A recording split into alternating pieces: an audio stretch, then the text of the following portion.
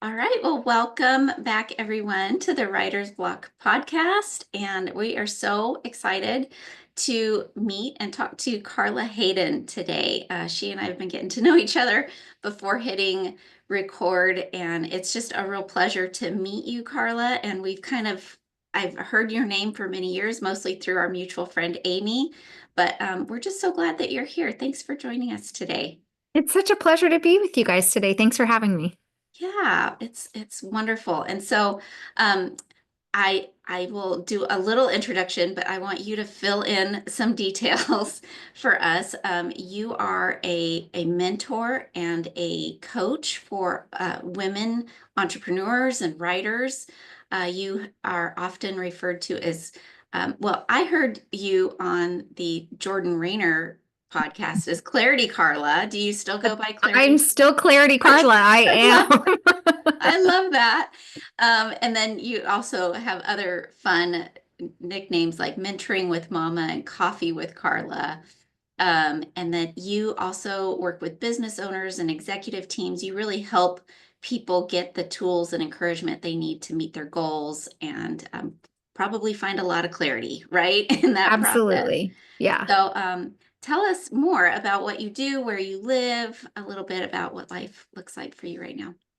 Yeah, I was born and raised in San Francisco. I've been in the Indianapolis area for the greater part of the last 25 plus years. So, like half my life, like more than half my life now. And so I always like to tell people that San Francisco is my hometown, but Indy is really my home base. It's where I grew up as an adult. It's where my professional network is, my spiritual community. It's where I've raised my family. And so I've really come to love the Midwest, although I have a soft spot in my heart for the Bay Area always. I've had the great fortune to really find my niche, which is bringing clarity to individuals and organizations. I got a chance to do that with a creative company not too long ago. Now I'm in the financial services space. And so for me, what I have really found is that it's less about the industry that I'm working with, and more about people are people and organizations are organizations. And I'm really passionate about establishing healthy cultures where people can thrive. And I believe that that starts with first yourself, but then also creating environments where people can really show up as their full whole selves. And so I do that in a variety of different ways. I have a deep, deep passion for mentoring young professionals specifically. And so helping them from a holistic approach, yes, helping them to be professionals and leaders in the marketplace. But oftentimes they're at an age and a stage where they might not have had a lot of guidance for a variety of different reasons. And so I love kind of stepping in to that space as an executive, but also with a mother's heart, a mentoring heart, and kind of leading them and guiding them in that way. I love that. Do you feel that you've kind of stepped into that role because it's something that you wish that you had had when you were a younger professional? Is that what kind of drew your heart to mentoring young professionals? I think so. I think when I look back, funny enough, one of my nicknames in high school was Mother Hen. Like who has that nickname at 16, 17? Apparently I did. You did. So it was already happening for me long before I realized what I needed or what other people needed. I think it was a natural thing. And it those who know me know that that is not a nickname given to me because of my very soft and tender nurturing style.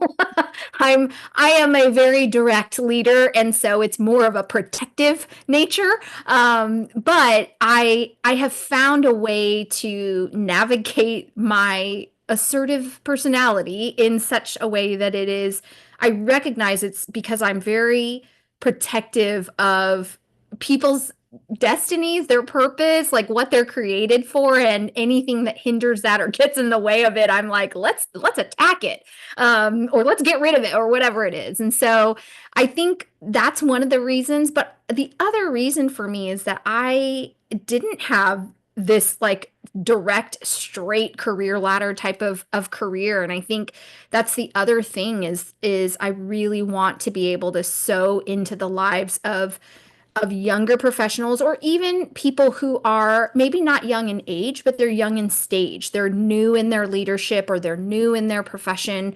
They've switched professions. And I just want to come into that space and speak words of encouragement to them. And, maybe where there's shame or guilt or imposter syndrome or any number of those things that kind of hinder us from being successful. And so I think for me, that's where it comes from, is recognizing that um, I grew up in a generation where it's like, you go to school, you get the degree, you get the good job, you stay there till you retire, the end. And that's just not the world that we live in right now. Mhm. And it's not the one that young professionals, young writers, that it's not the world that we live in. And so I think being able to come in and be a voice of encouragement in that space, it has been a place that I have found like, oh, I can offer value here. I love that. Yeah, I wish I'd had you around a couple of years ago This to is talk. why I've also changed it from being just young in age, because sometimes I do get people that DM me or email me and they're like, "Well, I'm not young in age, but," and I'm like, "Yeah, Age, we yeah. we all need that. We all need a spiritual mother or a mentor or whatever, and it doesn't matter what age we are or even what stage we are. I'm a Yeah. C-level executive, and I need somebody to speak into my life to say, "You're doing it, kid."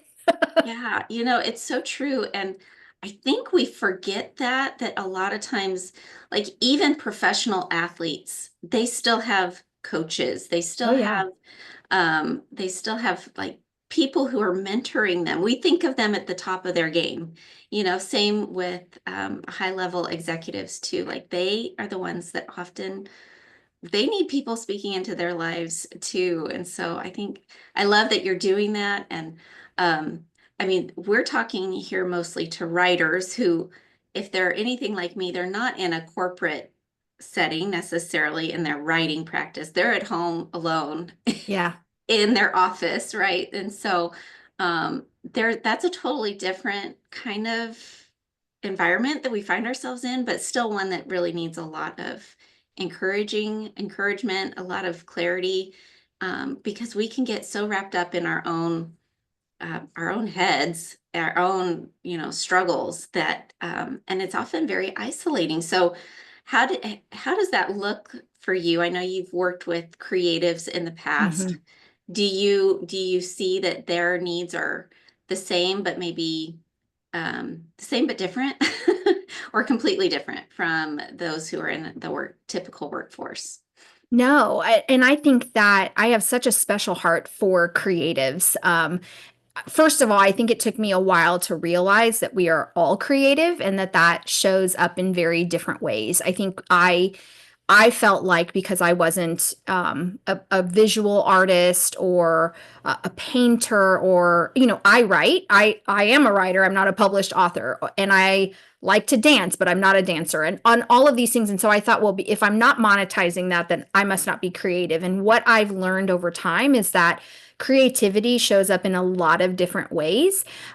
Specifically for writers, I have such a heart for the writing community and people that are in that line of that profession or that vocation, because it is very isolating. And working with a community of writers that I've had the opportunity to work with in a professional capacity, you realize through that they don't often have people that they can talk to that understand the work.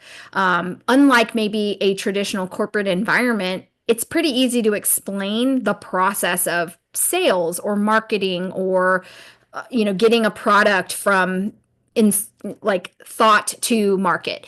And but then with writing, it's so different, and a lot of that work is internal. And so it's so important to be in a community with other people and other creatives that understand that struggle, and not just commiserate with you, but also move you along in the creative process.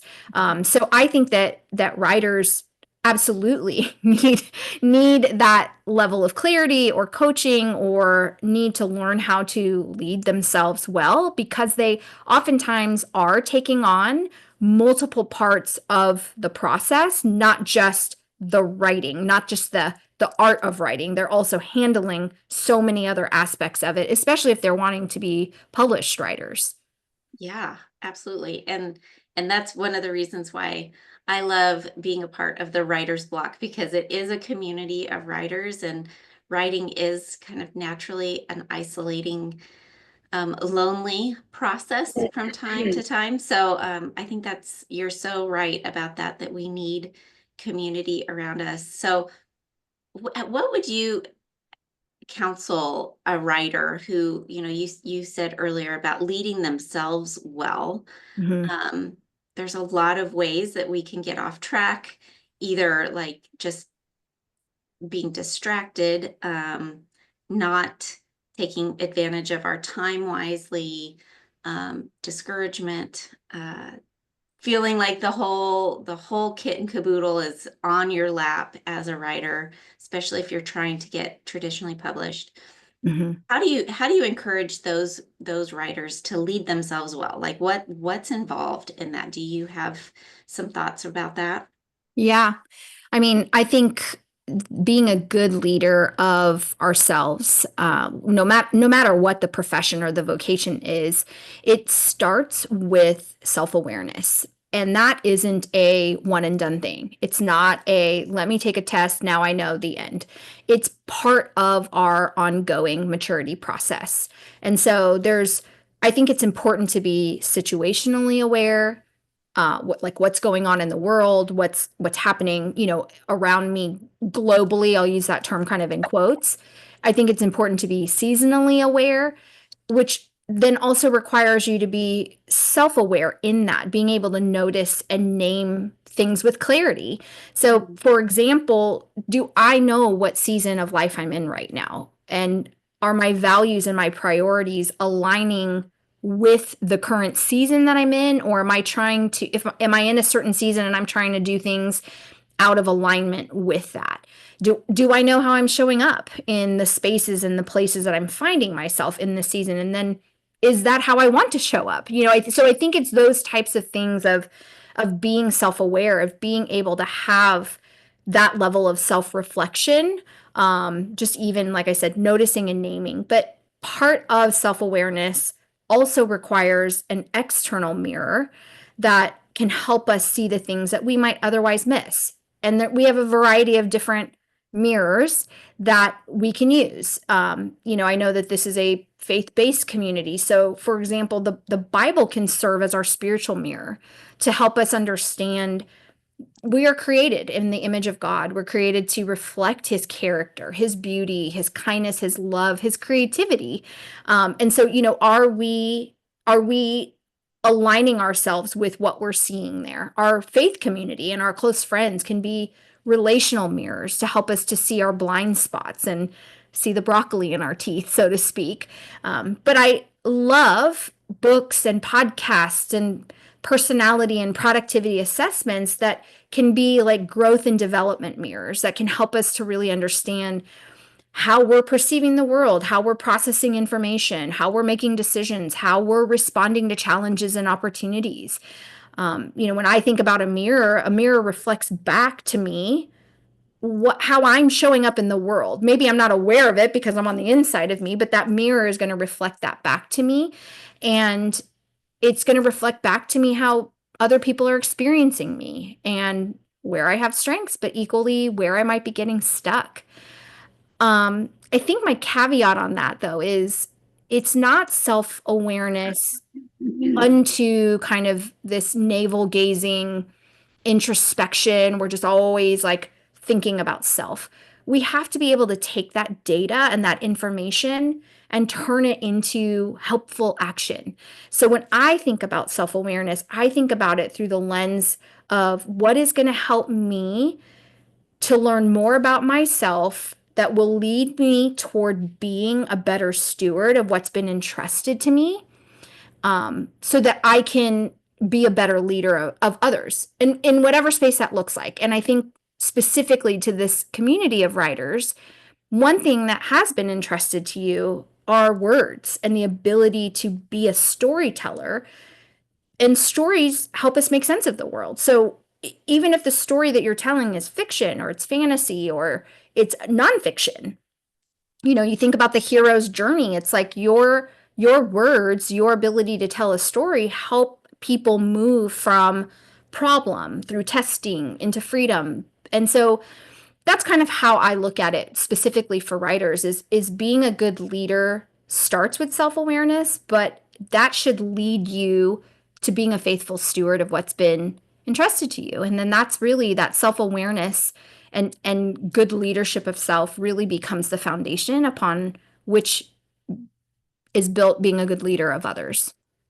Yeah. Oh, that's so good. I love your metaphor of the mirrors, because oftentimes, and we do miss things because we're so entrenched in our own processes, our own thoughts, that we need outside influences, outside sets of eyes to look at where we're at to help us articulate maybe some of the things that we're feeling or people are seeing that they can reflect back to us. I think Yeah. that's so important. And then your point about words, like that's where we as writers shine. And I have found too that the process of words and writing is such a refining thing. Like often Hmm. you don't ever say exactly what you want to say the first time out, right? And it's the same way with the way we're feeling, the way we're trying to kind of assess where we're at, is that it takes us some time to kind of Yeah. figure out like what's what here, what is not working, what is working, or why am I feeling this way? So it does take some time to kind of work through all of that to kind of land on what it is. Yeah. Yeah. Yeah. So when you talked about that and that whole self-awareness, what are some tools that I mean, uh, first of all, when you were talking about that, I was thinking journaling, like this is like the low tech version of like Right. journaling to figure out some of those answers to those questions. But I'm sure there's some higher tech tools that you probably use to help people, creatives and not. I think we're all creative. I agree with you. Um, Kind of make some evaluations of where things are going in their lives. Yeah. I mean, journaling, absolutely. That's a daily practice for me. And that again falls within that bucket of self-reflection. But one of the tools that I love as kind of that external mirror, are I love personality assessments. I love personality and productivity assessments. If for no other reason other than, again, like you said, words are so important. I love words. And so personality and productivity assessments for me are not about tell me who I am as much as it's give me additional words for me to use to Yes, describe. Again, I'm clarity good. Carla. So That's the, good. I want to be as clear as possible with others. I want to help others be clear. And so for me, it's like I can take a personality or a productivity assessment and I'm the one taking it. So it's input, it's my input, which means that's what's going to give the output. But when I'm taking it and it pops out whatever the result is, it's so there's just a sense of being known, and it gives me verbiage and it gives me words to explain to others, oh, this is why I react or respond or decide or process what I do because this. And so I love those assessments, and there's so many of them out there. I'm sure this writing community specifically has taken all the ones that are available. Some I think are more helpful than others, but I one of the ones that I came across a few years ago that I absolutely recommend to anybody in any career or vocation is it's called The Working Genius, and it's by a gentleman by Patrick. His name's Patrick Lencioni, and it's a powerful tool for understanding the unique ways that we contribute to the creative process from idea to execution. And so when you think about that through the lens of writers, it really helps to reveal where in the writing journey you feel the most energized. So again, it's not, this particular tool is not a personality assessment. It's more of a productivity assessment. It's how do you show up and align your creative flow with how you're wired to work best. And I think that that can be a frustrating thing for writers because it's like, I just want to sit down and write. But there's all these other pieces that go into the writing process or the publishing process or the marketing process and all of the other adjacent things. And so the concept of the working genius just really helps to identify where you naturally thrive in the life cycle of work. And it actually is broken down into 6 different types that spells out the acronym WIDGET, WIDGET.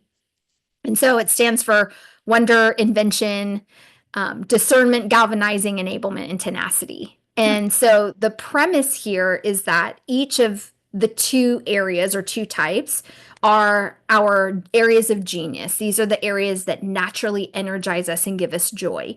And then 2 of them are what are called our working competencies. So we can do them, but we don't necessarily love them. And then 2 of them are actually our working frustrations. And those are the things that really drain us of energy. We don't enjoy them. We're not good at them, etc. And so the idea here is that any work, whether you're planning a family vacation or writing a book or building a company or anything in between, any type of work requires all 6 of these types of operations and in that specific order in order for it to be successful. But what do when you only have 2 of them? You only possess 2 of them as your genius. 2 of them you have access to as your competency, and 2 you just avoid like the plague. And so it kind of helps to know where you land in those geniuses so that you know, okay, this is where I naturally derive joy and energy. And then here's kind of where I find myself getting stuck. And no wonder it's not, there's no reason for me to feel like a failure or that I don't need to be ashamed or embarrassed. I don't love this part. And then this part I'm just really not good at. And I need to outsource that part. And so that's what the working genius is. Would it be helpful for you if I gave you an overview of how each of Yeah. those types Yes, I was help you about as to a ask. I'm writer? like, do you feel comfortable giving us a high level overview of those 6 I personalities? do. I do. Okay, so remember it starts with wonder. So widget is the word that we're spelling out here. So it starts with wonder. And the person with the genius of wonder is the person who reflects on possibility and they ask the big open-ended questions. So writers that have that genius, they're the big question askers. They like to sit with the ideas of like, what story needs to be told or what's missing from this genre. So they're very philosophical and they're very reflective. But where you can get stuck, if that's your genius, is you can get stuck in analysis paralysis. You can get stuck with being overwhelmed by too many options or too much uncertainty. It's so great when you enter into it because there's a world of possibility, but then you can quickly kind of get lost in it if you just stay there. And so writers that have the genius of wonder really do have a rich inner world, but they tend to struggle to move from reflection to action. So if you find yourself as somebody who has the genius of wonder, it'll be important for you to set small creative deadlines, small creative constraints for you to be able to like move yourself out of always inside and in your head into action, as opposed to having like this big chunk to try to handle. Break it down into smaller pieces or partner with somebody who can kind of move you into that next space. Then moving on with the genius of an invention, somebody with this genius, they love creating original ideas and solving problems from scratch. They love a blank page. They love a blank whiteboard. I'll give you a hint. This is not me. I do not love this part. This is not my area of strength, but I partner with visionaries and they love this space. So this is how I know. Writers with the genius invention, they love brainstorming characters. They love creating plot twists. They like coming up with new metaphors. They love that. It's really that playground for them. And so if they are feeling blocked, it's usually because their ideas aren't flowing, or where they're starting, they don't want to start over. So that's usually kind of where they get stuck. And so for writers that operate with the genius of invention, if you are feeling stuck, don't force something new. Kind of go back and remix something old and bounce it off of people. That really starts to reinvigorate somebody that has the genius of invention. So if you find yourself with that genius and you kind of feel stagnant, it'll be important for you to connect with your community here or somebody else where you can start, like, your energy moves with other people, like being able to bounce your ideas off of them and have kind of a problem to solve. So that's wonder and that's invention. The next one is discernment. So somebody with the genius of discernment, they intuitively evaluate ideas and they have a gut instinct about what is and isn't going to work. This is where I shine. Is data is going to eventually follow, but I am a very gut instinct kind of person. Now, writers with the genius of discernment, they're just really good at knowing what is feeling off in a draft. So, structure, tone, flow, they use their gut instinct. They are phenomenal editors. But where they can get stuck, if they are their own writer, they can get stuck in that overthinking, over editing. They can get paralyzed by, this doesn't feel quite right. Like they can get stuck there. And so, even though people with the genius of discernment, writers with the genius of discernment, are excellent editors and consultants, where they get stuck is kind of over analyzing, which can lead to a loss of confidence. And so it'll be really important in your work, or even when you're looking at other people's work, is to recognize, is this the time for discernment? Because sometimes people, especially in that wonder and invention stage, if they're still playing with ideas and you come in too quickly with the editing process, it can really hamper the creativity.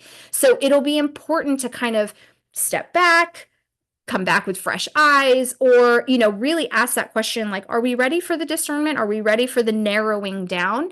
I know I've talked to our friend Amy, and she's been like, sometimes I kind of come in and I'm the realistic one, and it's like, it's an important piece of the process, of the creative process. It's just important to do it in the right order. We don't want to do it too soon in the process and shut down that creativity.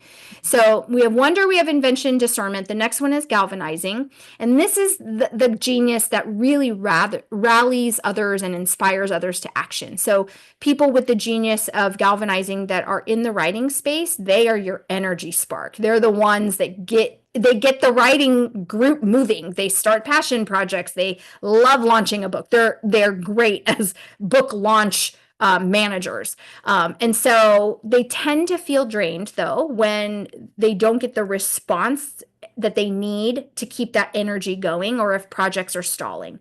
So they don't mind using their energy to get things going, but they really need that feedback, whether it be from an audience or from somebody else. So let's say you're a writer and you need somebody with the genius of galvanizing to kind of move your work forward. It'll be important that you give them feedback. So ghosting would be like the worst situation for somebody with the genius of galvanizing, is like, I gave you all this energy and you're not feeding it back to me. So live events are really important for galvanizers. Voxer probably over text, really important for galvanizers because they really feed off that energy. So it'll just be really important for them that if you're a galvanizer and you're feeling like your energy is really starting to tank, it'll be important for you to reconnect with your personal why. Why are you doing the writing that you're doing? Who are you doing it for? And really partnering with people that can help you get clarity on that. So those are the first four. We've got two more left to go: enablement and tenacity. The person with the genius of enablement really is the one that provides the support and responds to the needs of others. So people with this genius, they are your natural encouragers. They're your beta readers. They're your co-writers. They're your collaborators in the writing process. They are really great, like critique partners and community builders. So they're always going to be the first ones to say, I've got you. I'll volunteer for that. I'll step into that. But they can get stuck in their own work if they overhelp with other people and they end up putting their own work on hold. So that'll kind of be a caveat for people that have this, that love supporting and enabling the work of other people, but then they sideline or back burner their own stuff. So that'll be something that, for them, if you have that genius of enablement, it'll be really important for you to be good about your time blocks and about setting aside time for your own creative work so that other people's work doesn't have scope creep into your time. And then the final one is tenacity. And this is the genius that naturally drives towards completion. They like to maintain standards. They are detail oriented polishers, they're deadline crushers. They are the ones that are making sure we get across the finish line. And so these are the ones that you're going to rely on to revise and hit deadlines and see the project through to the end. But it can be draining because that's a grind sometimes. Sometimes you get to that last 5-10% and it's like, I don't want to do this anymore. And so that, the writing life can be lonely sometimes, and especially in this particular one where it's like everyone has kind of lost steam and but you can't sleep at night. You have to get this project finished. And so it'll be really important for somebody with the genius of tenacity that's a writer to have those small wins what are you going to do to celebrate that? What are you going to, have that plan of how to celebrate those small wins and then breaking the bigger tasks up into smaller tasks. So the person with the genius of tenacity loves a deadline. And so it's important to not have a deadline that's way out there, 90 days, 180 days out. Break it down. What is your deadline for the week, or what's your deadline for 30 days, so that you're kind of getting that dopamine hit more often, and it will keep you moving forward and it'll give you that spirit of endurance to the end. So those are the 6 types of working geniuses and how it shows up in the life of a writer. Oh my gosh, that was amazing. Oh, I feel like I just like sat on a therapist couch and tried to like figure out who I am. So this is an assessment online. Is it a free test to take? It's not, it's $25, which is Okay. very reasonable for what you get. And so what you'll do is you'll answer questions. I usually tell people to take about 10 to 15 minutes, and no one is seeing this but you. So there's no reason to not answer it truthfully. Sometimes again, we can feel unnecessary shame or guilt about the things we like and don't like. But in order to get the right response of the assessment, you have to be honest with yourself and the assessment. So take the 10 to 15 minutes, answer it truthfully, and remember, it's not about your personality. It's about where are you deriving joy and energy in the creative process. So think about it through that lens.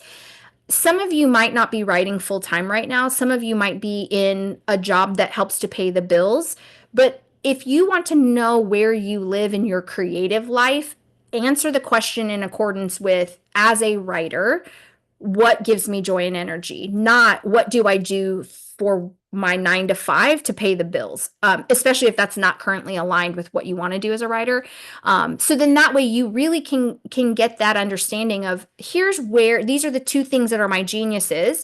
I need to really focus and dial down into those. Here are the 2 that I have access to and can use as needed, but I need to caution myself about living in that mid space. And then here are the 2 that I'm not good at. I don't enjoy. It drains me of energy. And these are the 2 now that I can come into my community and say, hey, does anybody else have these? Can somebody help me with this? And people don't need to know even what the working genius is, but having the language that the report gives you about what those geniuses are and how they show up can help you start to find other people that can shore those things up, as opposed to you Yeah. spending all of your time and creative energy trying to improve a weakness. It's a frustration for a reason.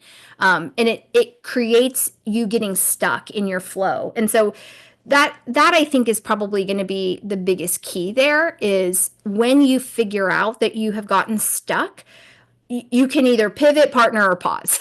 You can pivot to a smaller task. So we're all going to have to do all 6 things. Every job is a 6-letter job, as the working genius talks about. And so sometimes you may not be in a situation where you can afford to pay somebody else, or you might not be in a situation where you can outsource that to somebody else. So it'll be important that even if you hit that zone of frustration, that you break it down, or you set a timer, or you put it on your calendar. If you're not a tenacity person but you have tenacity work to do, just put it on your calendar for 20 minutes and just, okay, I'm going to do 20 minutes of tenacity work and then it'll be done for today. So you can pivot. You can partner with someone, like I said, or you can just pause and reset and kind of walk away from it and come back. And that kind of takes us back to the top of what we were talking about at the beginning of the conversation, which is that level of self awareness. Where am I, not just seasonally, but where am I in the writing process? Am I at the wonder stage? Am I still at this place where I'm dreaming and thinking about what to do, or am I at the tenacity phase and I'm finding myself back at the wonder stage, and that's why my work is getting stuck, because the work itself is wanting to be finished and I keep going back to something, it's out of order and out of alignment. That's so helpful. I think too, like when you're talking about self-awareness, I mean, oftentimes if you're doing any sort of collaborative project as well, it helps to know what your co-laborers, what their Yes. geniuses are too, because I think so often we get frustrated with other people because, you're in a wonder state, but they're in a tenacity state, and they're the drivers and they're the ones getting stuff done, but you're still in the process of, dreaming and exploring. So I think that would be so helpful too for if you're working on some sort of group project to It know what is. other people's geniuses are and what they're capable of and those sort of things, because I think it helps you play nice with others, right? It does. And again, it goes back to the clarity of it. If you know, okay, I'm just in the wonder and invention stage of my writing, you're probably a lot more tender in that stage because you're just putting ideas out. And so it'll be important for people that either have discernment or tenacity. It's important for you to communicate that to them. Hey, I'm just in the wonder and invention stage right now. So what would be most helpful for me is to help this area not get too practical, because discernment, very practical. Tenacity, very practical. Like, what do we need to do to move this forward? Those are the two, that's where I live. And so where I've had to really know how to push and pull my gifts is, when is my voice needed? Because that's when it's going to be the most valuable. If I speak into something too early from a discernment standpoint, especially partnering with visionaries and creatives, again, I can shut down that process. I can cut off that flow. Or if I'm asking questions from a tenacity perspective, because I just want to, okay, let's solve it. How do we get it across the finish line? But it hasn't had a chance to move through the process and really be discerned if this is even the issue that we're trying to solve or the book we're trying to write or whatever it is, then I'm coming into the process too early and I'm kind of circumventing the entirety of it to make it successful. Yeah, there's another tool that I'm familiar with, and they use the terms gas, brake, and glue, which is kind of what you're talking about. Like there's times where you need to be gas and brake and then glue, like hold things together, Yeah.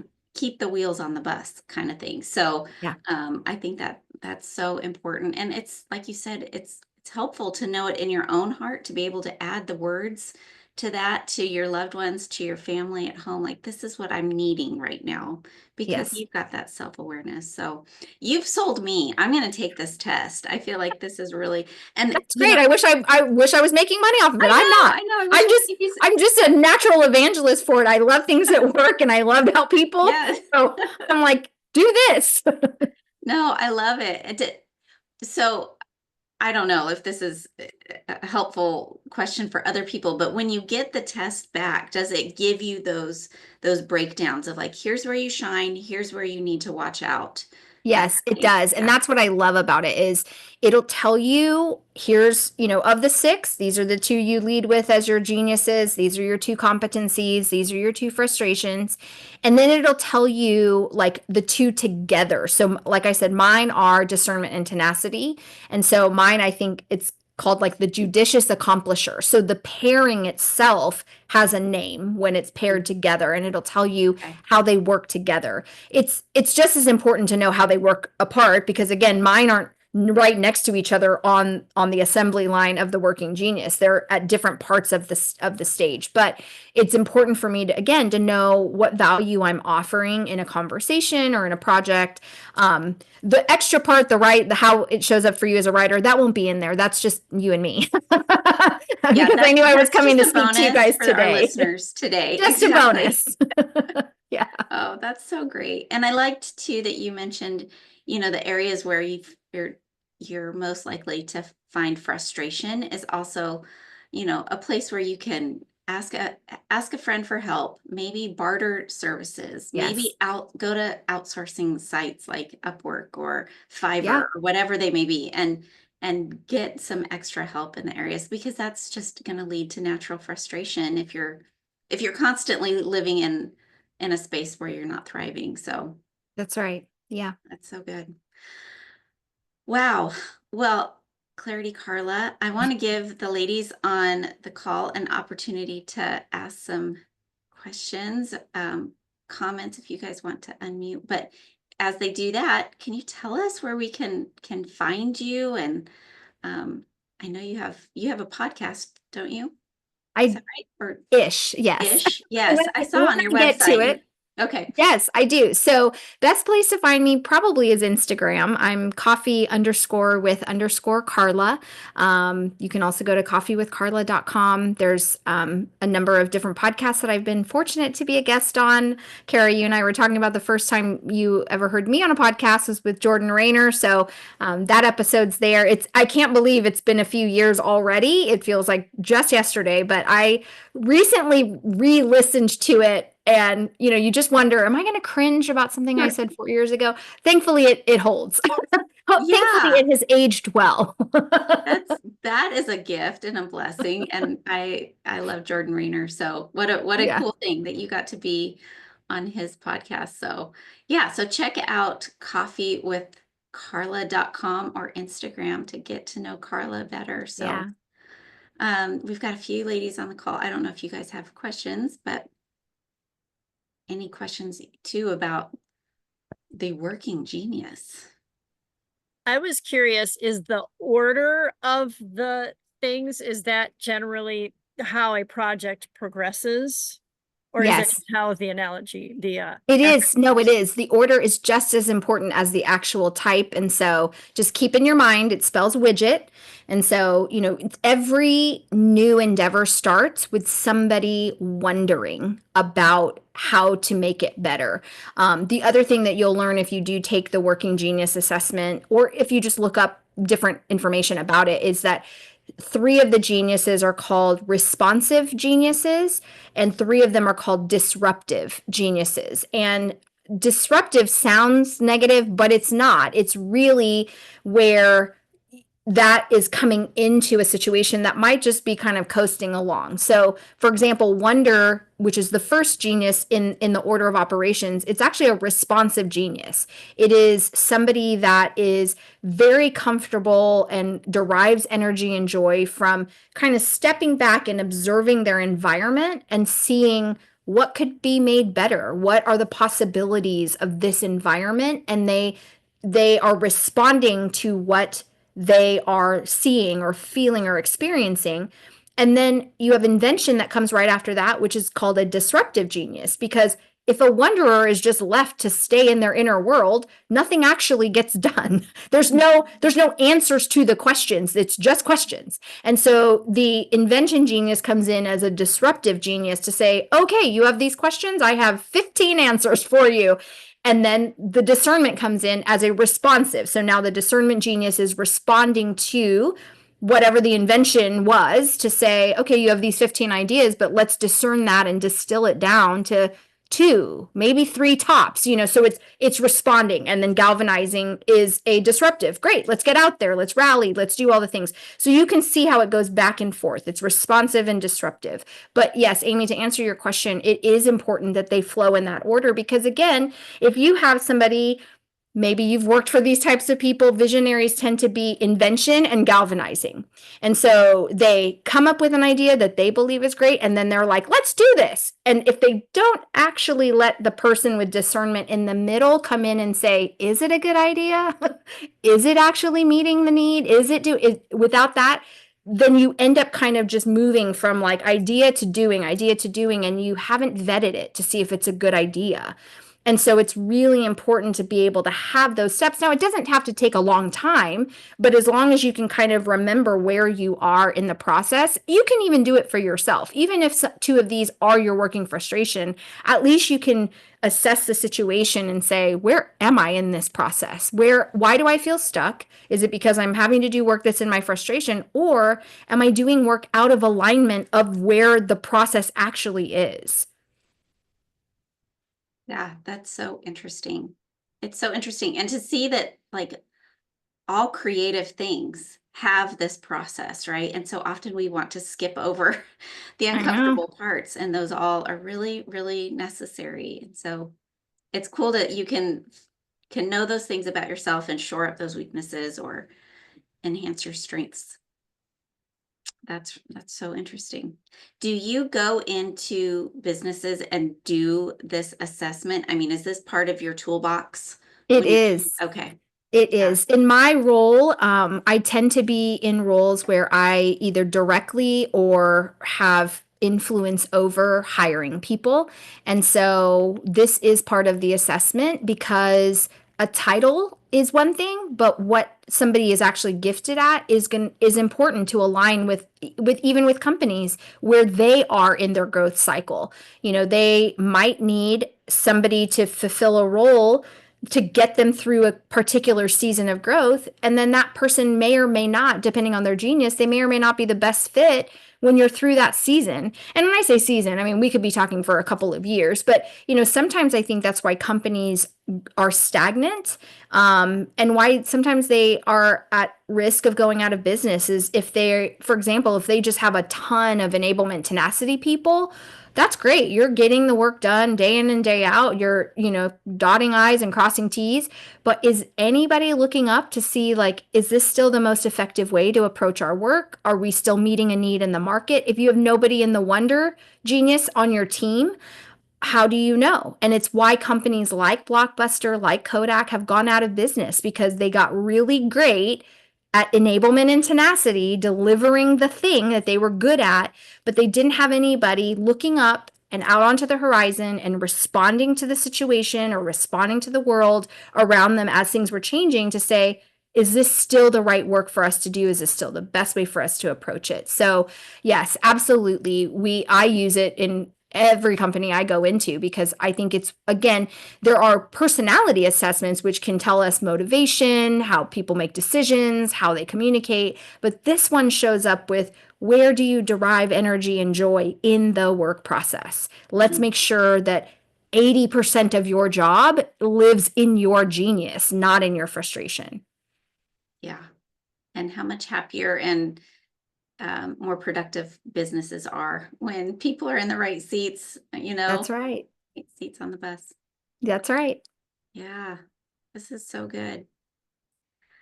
Well, Carla, thank you so much. This has been really interesting, such a cool conversation, and I hadn't heard of Working Genius before, so I'm really excited to be able to share this with other writers, and I'm going to test it out myself. And Okay. yeah, I'm really excited about that. I think I'm with you. Like self-awareness is such a great tool. Makes you more productive, makes you more joyful in the things that you're doing and that God's given you to do. So, That's so right. I love that. Thank you so much. Thank you so much for having me. It's been an honor. Yeah. Well, thank you again, and we'll see you next time.